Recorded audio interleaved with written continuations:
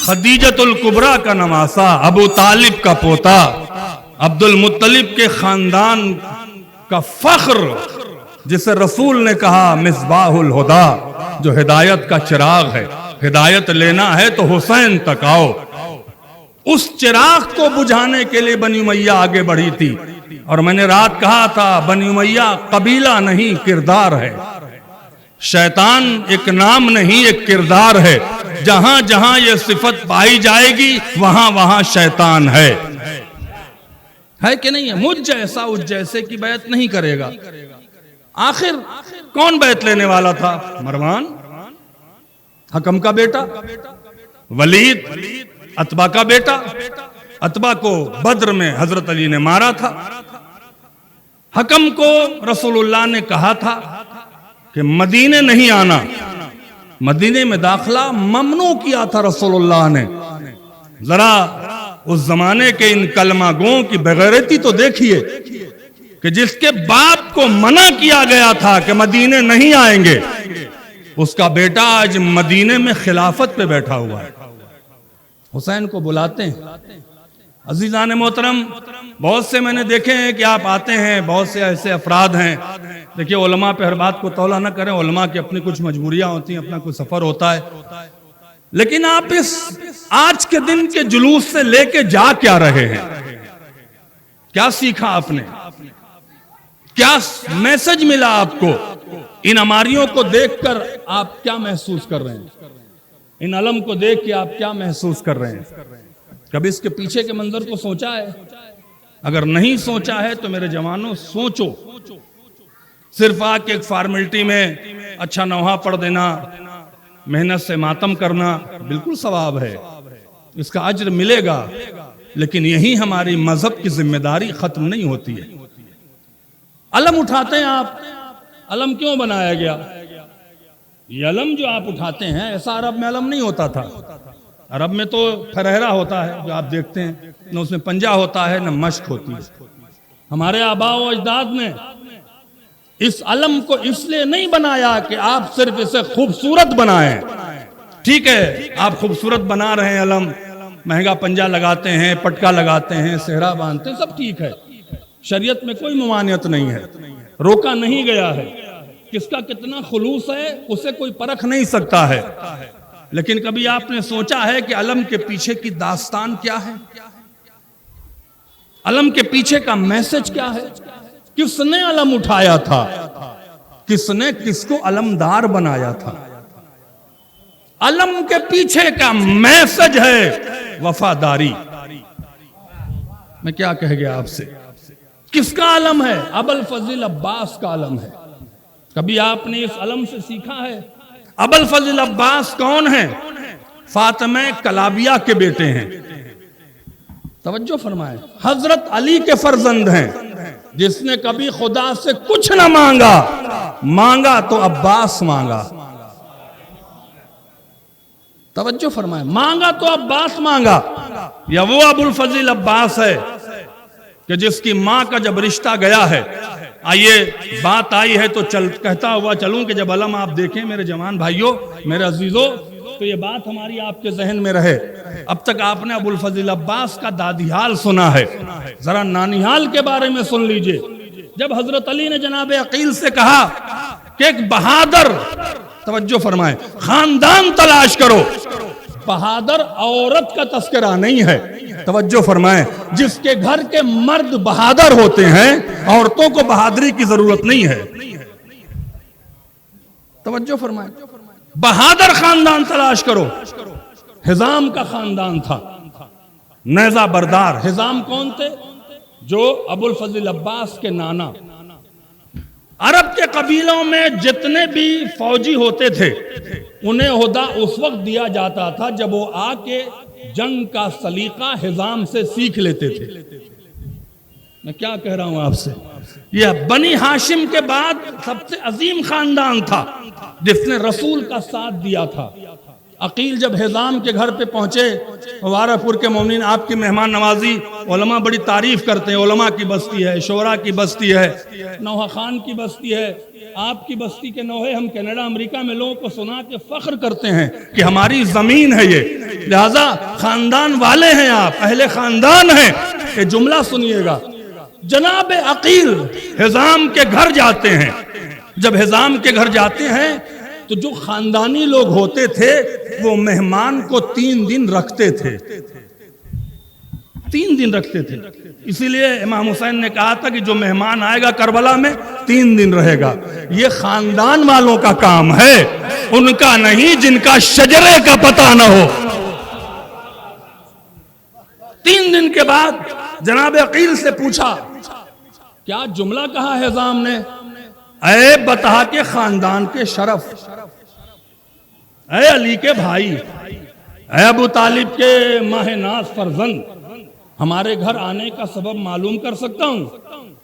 جناب عقیل نے کہا اگر میں کہوں گا تو تمہیں یقین نہیں آئے گا۔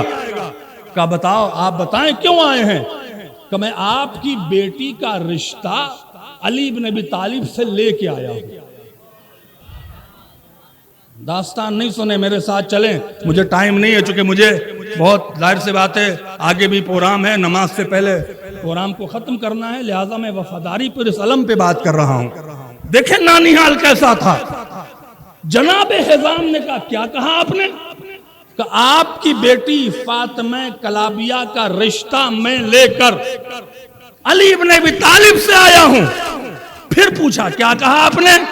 کہ میں سچ کہہ رہا ہوں، میں علی بن ابی طالب کا رشتہ تمہاری بیٹی سے لے کے آیا ہوں۔ یہ سنتے ہی آنکھ میں آنسو آئے، سجدے میں گر کے شکر کرتے ہوئے وہ جملہ کہا ہے جو ہر جملے پہ بولیے گا، شکر کرتے ہوئے کہا پروردگار شکر اس بات کا ہے کہ میرے گھر اس کا رشتہ آیا جو تیرے گھر آیا ہے۔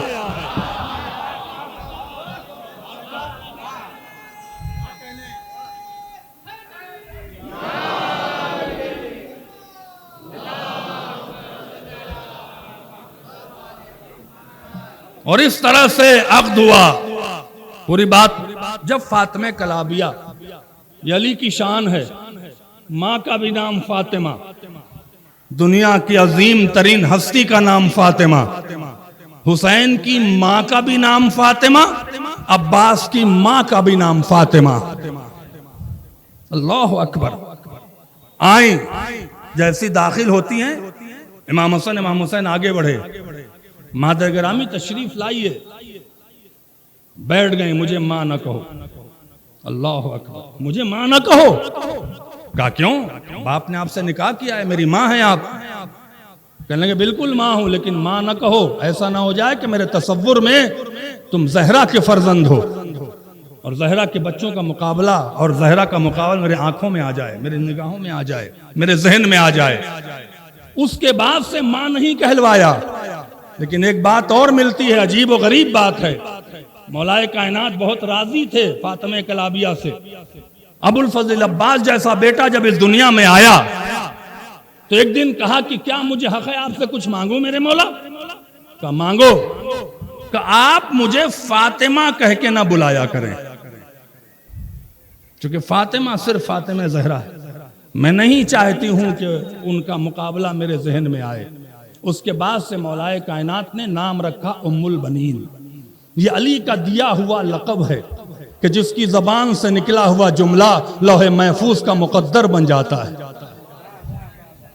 وہ ابو الفضل عباس، ماں اچھی ہوتی ہے تو بیٹے اچھے ہوتے ہیں، اولاد اچھی ہوتی ہے، اسی لیے نالائق بیویوں کو اللہ نے اولاد ہی نہیں دیا۔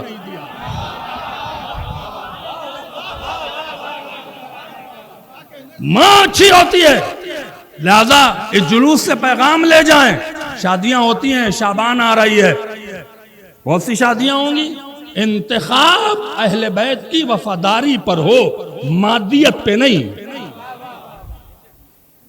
نتیجہ کیا ہوا؟ بیٹے سے کیا کہا؟ کبھی حسین کو بھائی کہہ کے نہ بلانا، کبھی زینب کو بہن کہہ کے نہ بلانا۔ یہ وہ حسین ہے کہ جسے ابو الفضل عباس نے کبھی بھائی نہیں کہا۔ یہ وہ حسین ہے مجھ جیسا، اج جیسے کی بیعت نہیں کرے گا۔ دوسری طرف نتیجہ کیا تھا؟ دوسرا پیغام جو آپ کو دینا ہے وہ یہ ہے اگرچہ اللہ کا شکر ہے کہ ہماری بستی میں بھی یہ بیماری نہیں آئی ہے، ہو سکتا ہے آ جائے، وہ ہے مذہب سے غفلت۔ غفلت غفلت کس کو کہتے ہیں؟ مثال کے طور پر مجلس ہو رہی ہے، اگر آپ کے کسی شخص کی سال ثواب کی مجلس ہے وہاں تو شاید وہ بھی ممکن ہی معاف ہو جائے، لیکن ائمہ سے منسوب ہے مجلس، جلوس مجلس، آپ نے کہا جی میں نہیں جاؤں گا، آپ نے کہا کہ میں مجلس میں نہیں جاؤں گا، میں جلوس میں شرکت نہیں کروں گا، آپ کو معلوم ہے آپ نے کیا کیا ہے؟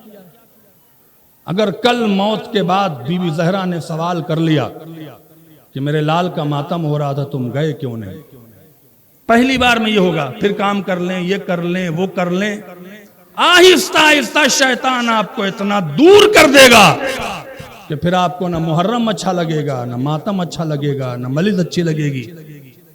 ہے مثال ہے ہمارے سامنے بہت سے۔ کیوں؟ جنگ نہروان کیا تھی؟ جنگ نہروان کیا تھی؟ آج کچھ لوگ، میں بار بار یہ بات آپ سے کہہ رہا ہوں، اس کو سمجھنے کی کوشش کریں۔ اللہ نے حسین کے صدقے میں مجھ جیسے حقیر کو پوری دنیا میں موقع دیا ہے، اور تقریر کا میں جو دیکھ رہا ہوں وہ آپ تک پہنچا رہا ہوں۔ میں نے رات بھی کہا تھا اور ابھی بھی کہہ رہے ہیں کہ نہروان میں وہ لوگ جو علی کے ساتھ تھے، 40 دن علی کے ساتھ تھے، وہ ایک دن میں علی کے خلاف نہیں ہوئے، ان کے ذہنوں میں بغاوت آئی، وہ علی کی ہر بات پہ ٹوکنے لگے، علی ایسا کیوں کرتے ہیں، علی ویسا کیوں کرتے ہیں، علی یہاں کیوں جاتے ہیں۔ یہ جو اشعث ابن قیس تھا، جو سرغنہ تھا خوارج کا، اس نے پہلا اعتراض علی پہ کب کیا؟ جب فرات پہ قبضہ کیا ہے مولا کائنات نے، اور کہا کہ ہم خاندانی لوگ ہیں، ہم کسی پر پانی بند نہیں کرتے۔ مبارک پور کے مومنین جملہ کھا گئے آپ، ہم خاندانی لوگ ہیں، ہم کسی پر پانی بند نہیں کرتے۔ علی نے فیصلہ کر دیا جو کسی پر پانی بند کرتا ہے وہ خاندانی نہیں ہوتا۔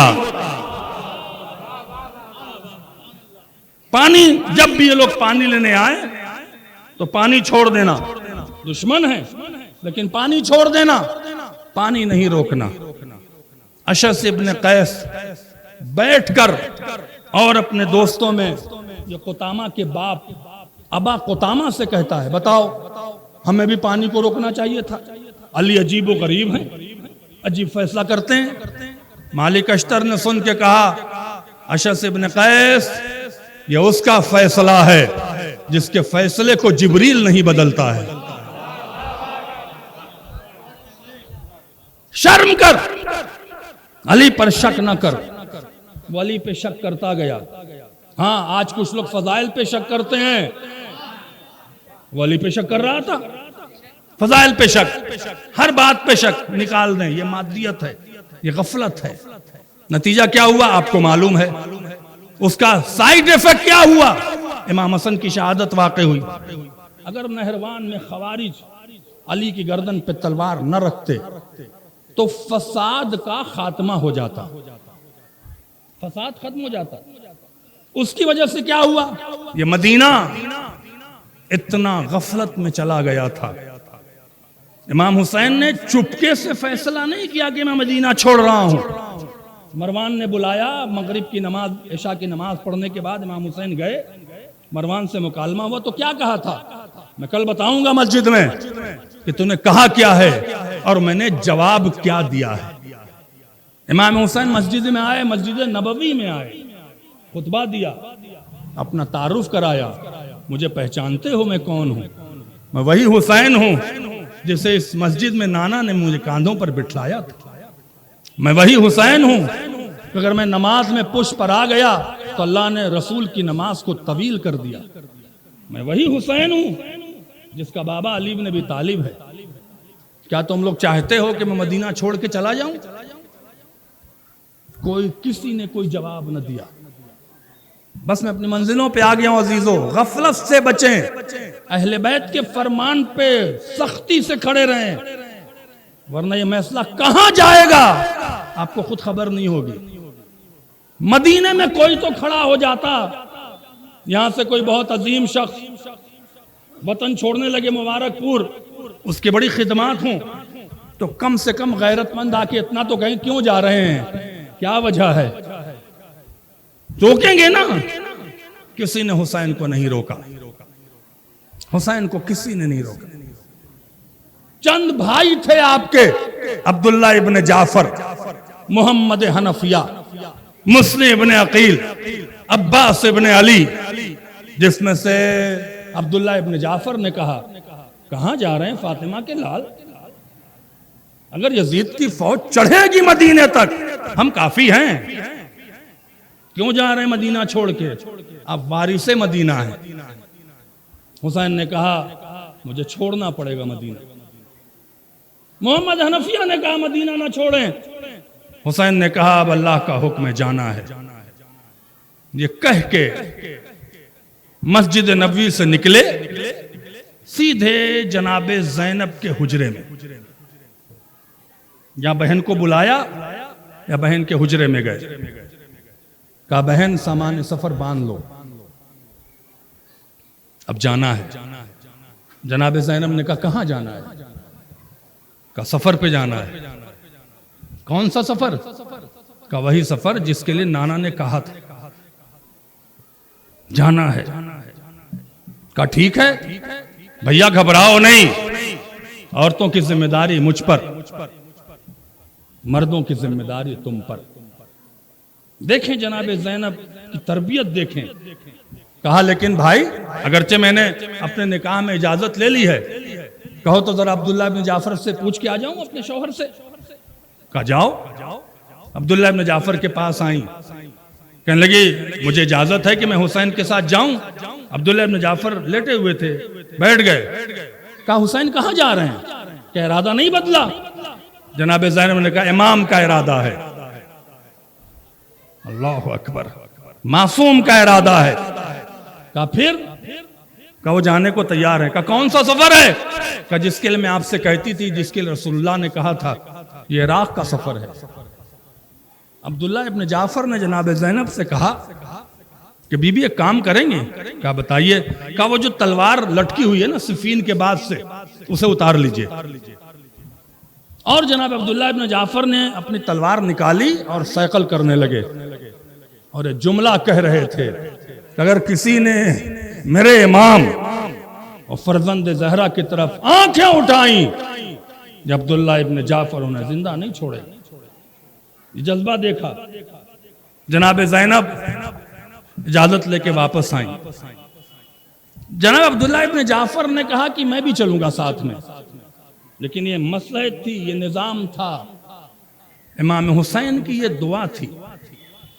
جب اس رات میں صبح کو نکلنا تھا، نماز شب کے بعد ہاتھ کو اٹھا کے کہا تھا پروردگار تجھے پتا ہے کہ میں کیوں جا رہا ہوں، تجھے پتا ہے کہ میرے ساتھ ہوگا کیا، مجھے تانا دیا جائے گا، مجھ پہ تیر چلے گا، اور تجھے یہ بھی پتا ہے کہ میرے ساتھ 4 بہادر ہیں، میں کس کو سنبھالوں گا؟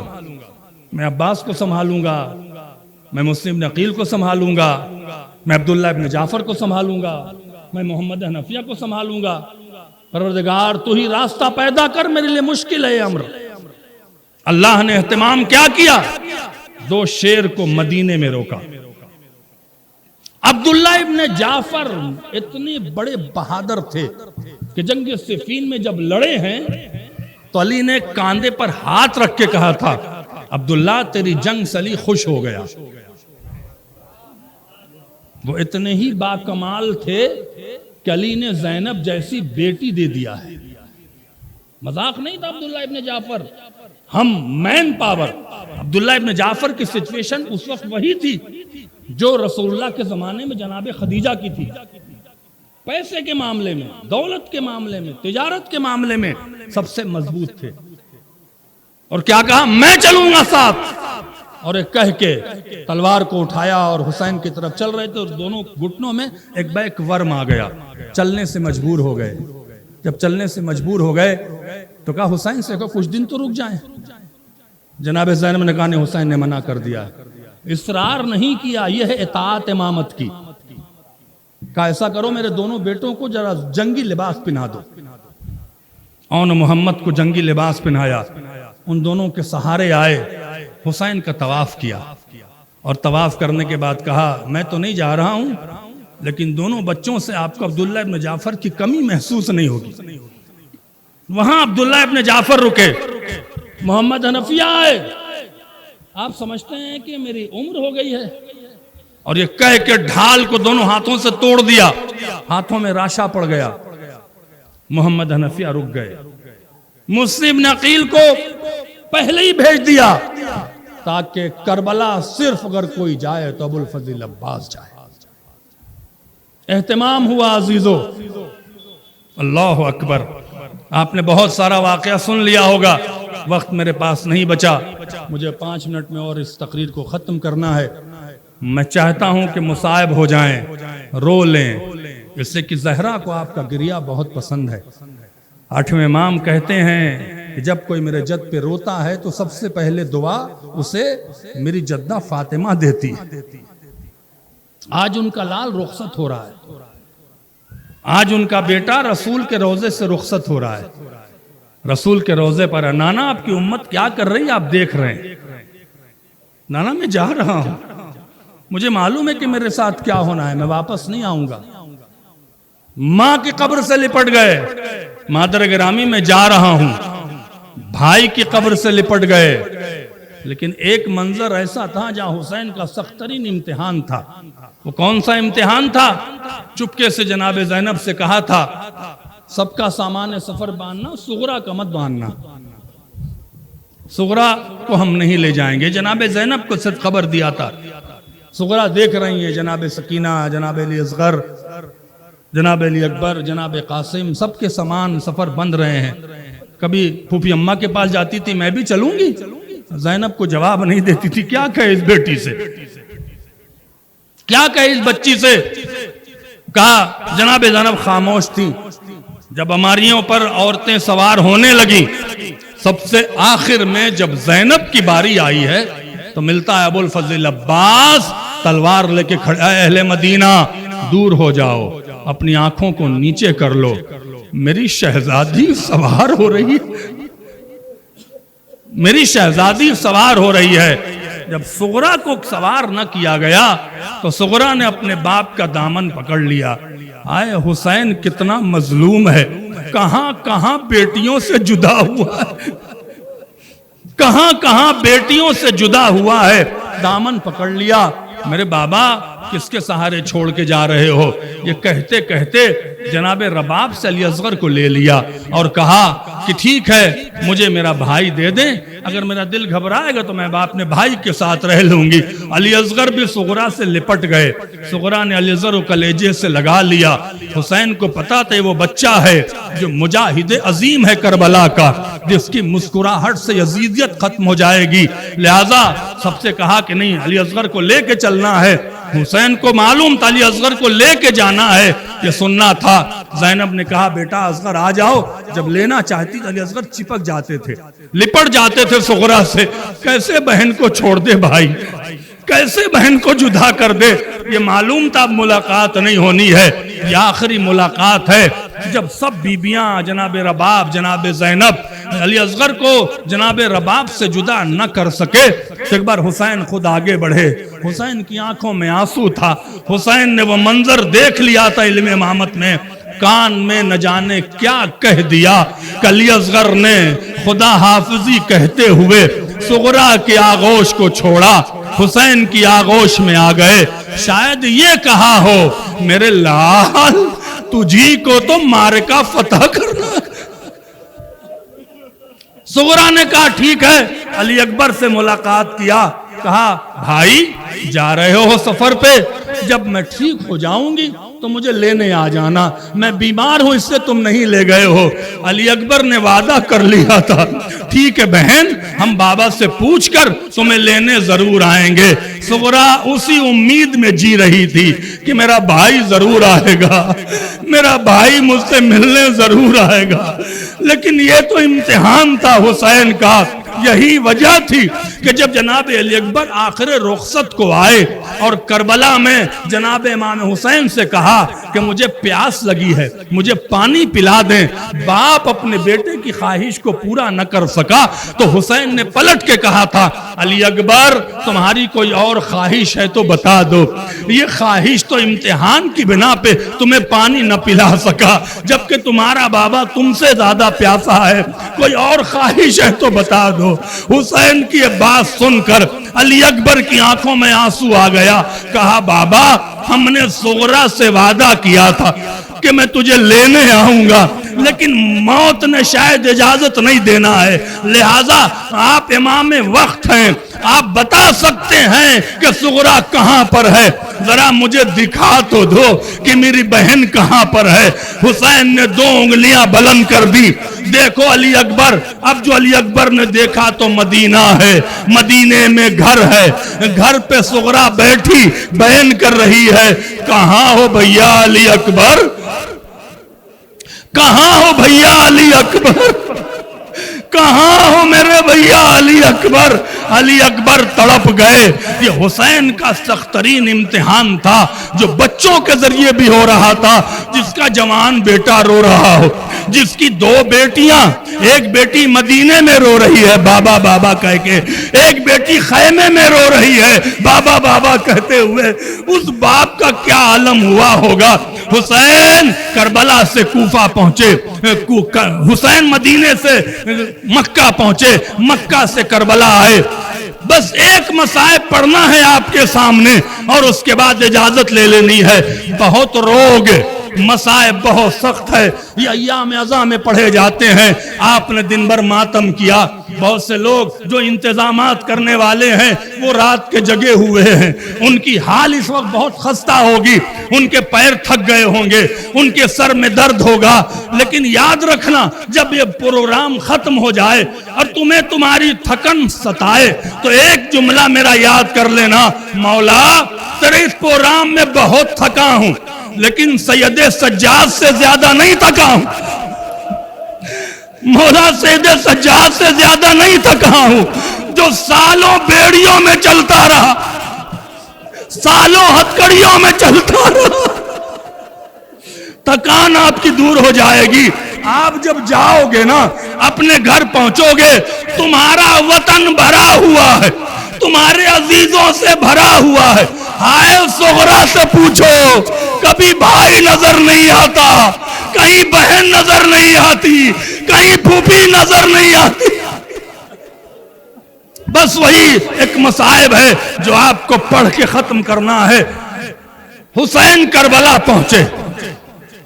हमीद इब्न मुस्लिम कहता है कि अगर अस्र आशूर का मंजर कोई जनाब ज़ैनब का तसव्वुर कर ले तो रोते रोते मर जाएगा। वो ज़ैनब जो अस्र आशूर, वो शाम गरीबा का छोटा सा मंजर। पूछा क्या हुआ था? का जब ज़ैनब खैमे से बाहर निकली तो क्या देखा कि सारा लश्कर कह रहा था, मारो हुसैन को, मारो हुसैन को। बहन ने जब इतना बड़ा मजमा अपने भाई को घेरे हुए देखा, आप हजरात करबला जाते हैं, ज़ियारत बार बार खुदा नसीब करे, वहां देखा आपने टीला ज़ैनबिया जो बुलंद है। करबला पहाड़ी इलाका नहीं है, ये टीला ज़ैनबिया क्या है? जब देखा कि चारों तरफ से मेरा भाई घिरा हुआ है तो ज़ैनब ने अल्लाह से कहा, परवरदिगार तुझसे कुछ नहीं मांगा, बस मुझे मेरा भाई दिखा दे। यह सुनना था कि अल्लाह ने जमीन को बुलंद कर दिया।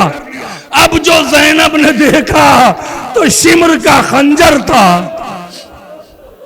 ज़ैनब से हुसैन ने कहा खैमे में जाओ। अल्लाह अकबर। बस मैंने खत्म किया मजलिस को। ज़ैनब असीर होकर कूफा आई, कूफा से शाम आई। इससे सख्त मसाइब आयतुल्लाह मज़ाहिरी कहते हैं, एक शिया को रोने के लिए इससे सख्त मसाइब नहीं हो सकता है। बस मैं वही पढ़ देता हूं। اللہ بہتر ہے احساس کرنے کا جملہ ہے. جب جناب زینب آزاد ہو کر کربلا پہنچی ہے، کربلا سے پہلے زینب نے اتنا گریہ نہیں کیا تھا. جیسے ہی پوچھا بیٹا سید سجاد یہ کون سی جگہ ہے، کہا پھوپھی اماں کربلا ہے. کہا مجھے اتارو. اماری سے اترتے ہی زینب نے پیٹ پیٹ کے رونا شروع کیا. کیوں رو رہی تھی؟ منظر گھومنے لگا. یہاں میرا اکبر مارا گیا، یہاں میرا بھائی پامال ہوا، یہاں میرے خیمے جلے. زینب کو سید سجاد نے سنبھالا. پھوپھی اماں صبر کریں، پھوپھی اماں صبر کریں. یہ کہہ کر، بس یہی منظر ہے جو آپ تک آئے ہیں، یہ کہہ کر جناب زینب نے کہا بیٹا تم نے جنازوں کو دفن کیا ہے نا، مجھے میرے بھائی کی قبر پہ لے چلو. اللہ اکبر. مجھے میرے بھائی کی قبر پہ لے چلو. زینب حسین کی قبر پہ آتی ہیں. وہ بیان کرتی ہیں کہ زمین آسمان ہل جاتا ہے. اور بیان میں کیا کہا ہے؟ مبارک پور کے عزادارو تمہارا سلام، تم نے نوحہ پڑھا، تم نے ماتم کیا. حسین کا درد سمجھو، زینب کے درد کا احساس کر لینا. جناب امام حسین کے روضے پر اس قبر پہ آ کے جناب زینب نے پہلا جملہ کہا بھیا زینب آئی ہے. اللہ اکبر. بھیا زینب آئی ہے، بھیا زینب آئی ہے. زینب کی طبیعت بگڑنے لگی. سید سجاد نے پوچھا پھوپھی اماں کیا بات ہے؟ کہا تم سمجھو گے نہیں بیٹا، میں کیوں کہہ رہی ہوں کہ بھیا زینب آئی ہے. کہا کیوں؟ کہ جب بھی میں حسین کے پاس جاتی تھی میرا بھائی کرسی سے کھڑا ہو جاتا تھا، میرا بھائی میرے ہاتھوں کو بوسہ دیتا تھا، اپنے پہلو میں بٹھلا لیتا تھا. یہی تو کہہ رہی ہوں کہ بھیا زینب آئی ہے، بھیا زینب آئی ہے. دوسرا جملہ کہا لیکن بھیا تیری سکینہ کو کھو کے آئی ہے. عجیب جملہ لکھا ہے، عجیب جملہ کہا ہے آیت اللہ مظاہری نے. پھر جملہ کہا بھیا افسوس اس بات کا ہے کہ زندہ آئی ہے. اللہ اکبر. افسوس اس بات کا ہے کہ زندہ آئی ہے. بھیا پچھتائے گا ہر وہ ظلم جو زینب پر نہیں ہوا ہے. بھیا ہر ظلم زینب پر ہوا. یہ کہنے کے بعد زینب بہت دیر بیٹھ کے روتی رہی. جب کچھ افاقہ ہوا بس آخری جملہ ہے ماتم کرو عزیزو، سینہ پیٹو عزیزو، حسین کا غم بہت عظیم ہے. اللہ اکبر. کہا بیٹا سید سجاد تم مجھے میرے بھائی عباس کی قبر پہ لے چلو.